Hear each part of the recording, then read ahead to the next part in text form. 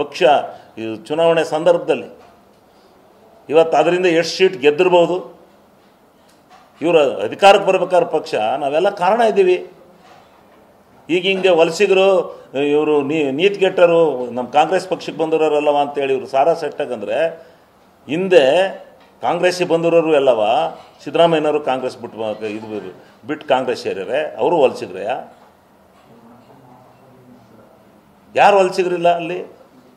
ಎಲ್ಲರೂ ಇವರು ರಾಜಣ್ಣರು district minister ಅವರೇಯಪ್ಪ, ಚಲುವರಾಯಸ್ವಾಮಿಯವರು ಅವರೇ, ಇವೊಂದು 75% ಅವರೇ ಇದ್ದಾರಪ್ಪ.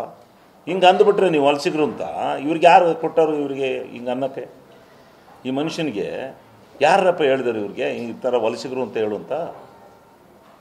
ನೀತಿಗೆಟ್ಟರು ಅಂತ ಹೇಳಿ ಕಾಂಗ್ರೆಸ್ಸಿಗೆ ಬಂದವರೆಲ್ಲ ನೀತಿಗೆಟ್ಟರ? ಇದನ್ನು ಕೇಳಬೇಕು ಅಂತ ಮಾಡಿದ್ದೀನಿ ನಾನು. ಡಿ ಕೆ ಶಿವಕುಮಾರ್ ಅವ್ರನ್ನ, ಪಾರ್ಟಿ ಅಧ್ಯಕ್ಷರನ್ನ, ಹೈಕಮಾಂಡನ್ನ ದೂರ ಕೊಡ್ತಾ ಇದ್ದೀನಿ. ನಾಡ್ದು ಕೊಡ್ತಾ ಇದ್ದೀನಿ ದೂರ, ಇನ್ನೂ ಕೊಟ್ಟಿಲ್ಲ, ಬರೀತಾ ಇದ್ದೀನಿ. ಇವರ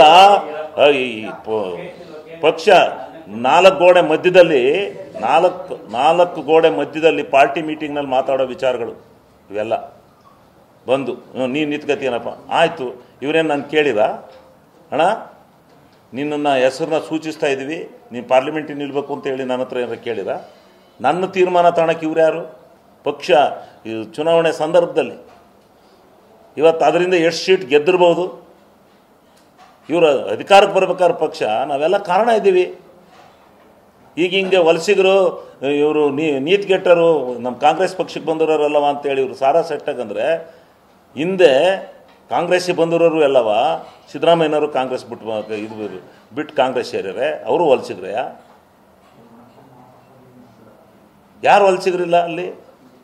ಎಲ್ಲರೂ ಇವರು ರಾಜಣ್ಣರು ಡಿಸ್ಟ್ರಿಕ್ಟ್ ಮಿನಿಸ್ಟ್ರು ಅವರೇಯಪ್ಪ, ಚಲುವರಾಯಸ್ವಾಮಿಯವರು ಅವರೇ, ಇವೊಂದು 75% ಅವರೇ ಇದ್ದಾರಪ್ಪ. ಹಿಂಗೆ ಅಂದ್ಬಿಟ್ರೆ ನೀವು ವಲಸಿಗರು ಅಂತ ಇವ್ರಿಗೆ ಯಾರು ಕೊಟ್ಟರು? ಇವರಿಗೆ ಹಿಂಗೆ ಅನ್ನೋಕ್ಕೆ ಈ ಮನುಷ್ಯನಿಗೆ ಯಾರಪ್ಪ ಹೇಳಿದರು ಇವ್ರಿಗೆ ಈ ಥರ ವಲಸಿಗರು ಅಂತ ಹೇಳು ಅಂತ? ನೀತಿಗೆಟ್ಟರು ಅಂತ ಹೇಳಿ ಕಾಂಗ್ರೆಸ್ಸಿಗೆ ಬಂದವರೆಲ್ಲ ನೀತಿಗೆಟ್ಟರ? ಇದನ್ನು ಕೇಳಬೇಕು ಅಂತ ಮಾಡಿದ್ದೀನಿ ನಾನು. ಡಿ ಕೆ ಶಿವಕುಮಾರ್ ಅವ್ರನ್ನ, ಪಾರ್ಟಿ ಅಧ್ಯಕ್ಷರನ್ನ, ಹೈಕಮಾಂಡನ್ನ ದೂರ ಕೊಡ್ತಾ ಇದ್ದೀನಿ. ನಾಡ್ದು ಕೊಡ್ತಾ ಇದ್ದೀನಿ ದೂರ, ಇನ್ನೂ ಕೊಟ್ಟಿಲ್ಲ, ಬರೀತಾ ಇದ್ದೀನಿ. ಇವರ ಪಕ್ಷ ನಾಲ್ಕು